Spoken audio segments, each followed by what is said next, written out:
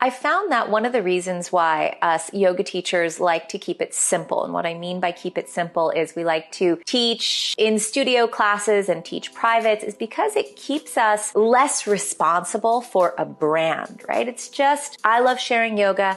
I'm going to go and I'm going to teach it. And that in-person experience means that you don't really have to focus on having a website, really dialing into what your voice is, what your brand's about, how, that stuff is everything you need to do online. But why it's important is because in my own personal journey of actually doing that, thinking about what I want to represent, what my voice is, what my brand is, what is me, really helped me define exactly that for myself. And through that process, I've actually become a lot clearer in my own mind about how I want to teach, who I want to teach, and how I want, what avenues I want to share that teaching on. If you want to be online, and what I mean by online is you want to be on social media, whether TikTok, YouTube, Instagram, what do you do from there? Like, you have a social media following, well, then you probably also need to have a website, because your website is going to be, your credibility, but also exactly all of the things that you have to offer, whether it be in studio classes, privates, workshops, retreats, online programs, because a lot of us are doing that now. And those are all the things that you can do. But in order to do that, there's so many things you need to do first. It's not just about,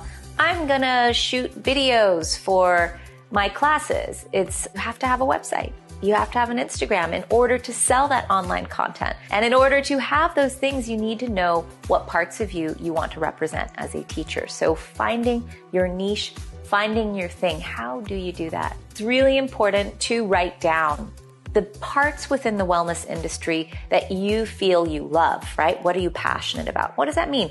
I'm passionate about cueing. I'm passionate about yoga adjustments. I'm passionate about teaching yoga. I'm passionate about the business of yoga. You write those things down. Then compare that with your strengths. What do you believe you're really good at?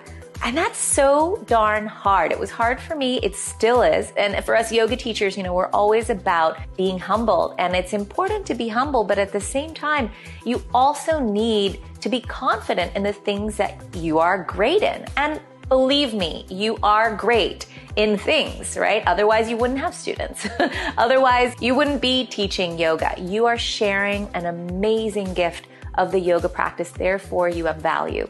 So write those things down. What are you passionate about? And what are your strengths? And when the two align, 2 or 3 things, like I'm really good at this, I'm really good at this, I'm really passionate, oh, it lines up, then those start to be your niche. Those are the things you want to continue to highlight on social media through videos, through captions, through stories. And those are the things then you can create as an actual viable business, starting to, if it's, let's say, creating creative sequences, then you can do a plan on creating those creative sequences. If it's strong flows or inversions, or it's beginners and therapeutics, then you can share that on social and start to begin to offer that as paid products. There's a lot in between, before, in between, and after all of that, but that's a really great first step. Then you can begin to clarify who you are, and through that, build the confidence to begin to offer it to your community. And through this process, I actually did with myself, right?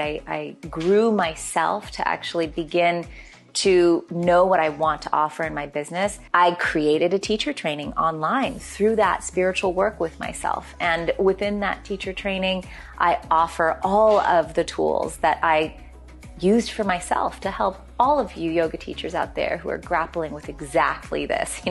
I know I want to do this. I want to continue to teach yoga, but there are just these things. We all have them, things that stand in the way, like a lack of confidence, a lack of clarity. It stops us from actually, I want to say it, fulfilling our fullest potential, but really from finding what our strengths and passions are and really aligning them.